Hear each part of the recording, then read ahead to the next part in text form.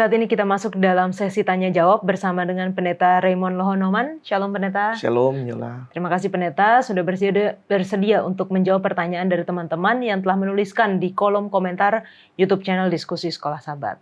Untuk pertanyaan yang pertama datang dari Shanti Evans. Apa yang membuat Paulus giat menginjil padahal miskin, menderita, dan teraniaya? Ya. Baik, tentunya kita perlu melihat isi hati dari seorang Paulus ketika dia berbicara tentang penginjilan. Saya ingin kita buka di dalam buku 1 Korintus pasal yang ke-9. Ya. 1 Korintus pasal yang ke-9 mulai ayat 16. 1 Korintus 9 ayat 16. Karena jika aku memberitakan Injil, aku tidak mempunyai alasan untuk memegahkan diri. Sebab itu adalah keharusan bagiku. Celakalah aku jika aku tidak memberitakan Injil. Oke, perhatikan di sini ketika Paulus menggunakan keharusan bagiku. Bahkan dia katakan celaka bagi dirinya jika dia tidak menginjil. Coba lihat di ayat 17. Kalau andai kata aku melakukannya menurut kehendakku sendiri, memang aku berhak menerima upah.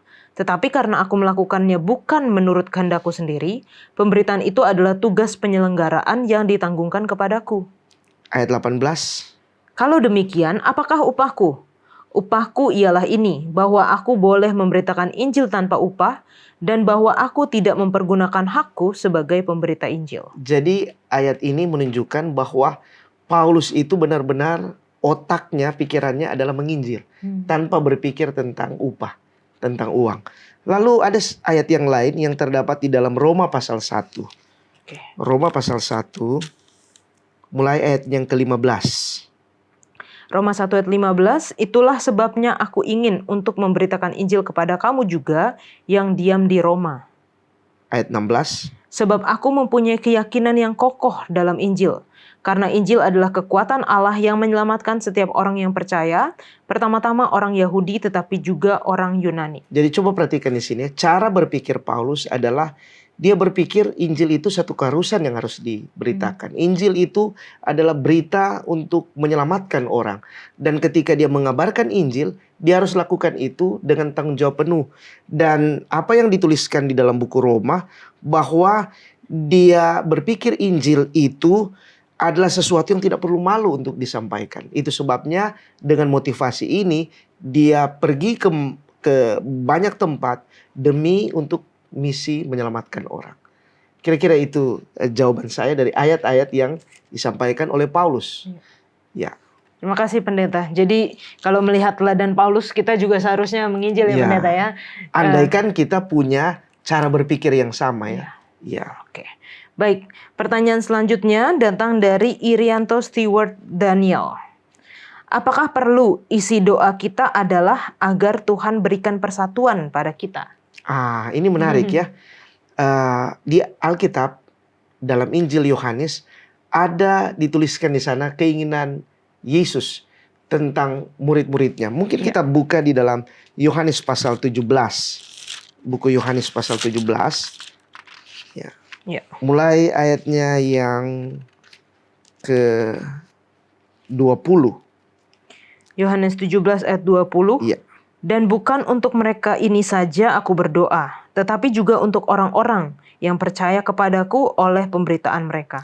Sampai ayat ke-23.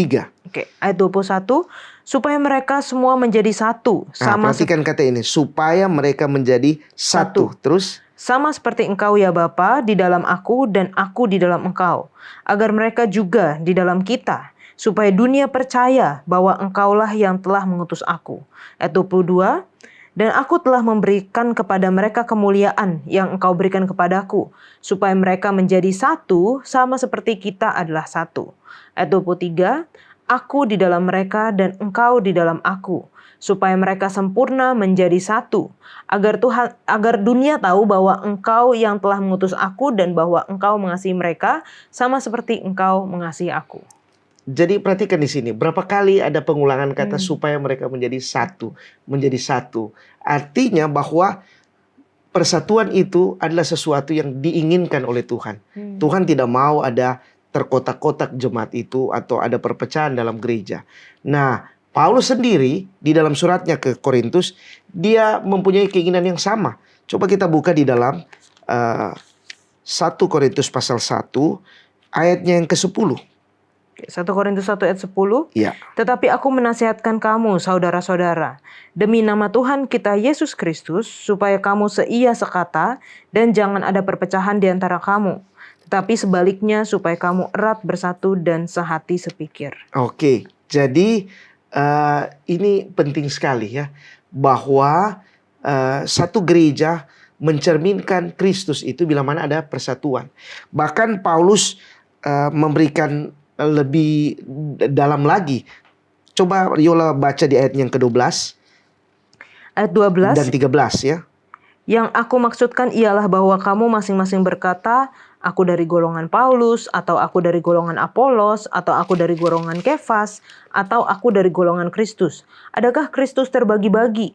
Adakah Paulus disalibkan karena kamu? Atau adakah kamu dibaptis dalam nama Paulus? Nah, jadi Paulus lebih, kalau boleh saya katakan, lebih detail lagi. Ketika Yesus mengatakan supaya mereka satu, maka Paulus menggunakan kata bahwasanya kalau boleh seia sekata. Kemudian jangan ada perpecahan. Lalu kemudian di ayat 12 tadi dia bilang kalau boleh tidak ada golongan-golongan Apolos, golongan Kefas, golongan Paulus, karena kita semua ini Kristus, tubuh Kristus. Jadi persatuan itu adalah mencerminkan tentang gereja Tuhan. Seandainya tidak ada persatuan, kita bukan lagi disebut gereja Tuhan. Karena Kristus itu tidak bisa dibagi-bagi, kata Paulus. Tidak boleh tubuh Kristus itu terbagi-bagi. Sehingga mau tidak mau dalam satu gereja itu harus seia, sekata, dan tidak ada perpecahan. Oke. Ya. Dan itu sama seperti Tuhan Yesus berdoa untuk persatuan, Ya, betul, kita juga berdoa betul. untuk persatuan di dalam jemaat. Betul. Baik, terima kasih untuk jawabannya. Dan teman-teman kalau masih memiliki pertanyaan sehubungan dengan pelajaran kita 1 triwulan ini, 1 dan 2 Korintus, silahkan tinggalkan di kolom komentar YouTube channel Diskusi Sekolah Sahabat, atau juga dapat melalui nomor hotline care kami dan kita akan menjawabnya. Kita kembali ke studio.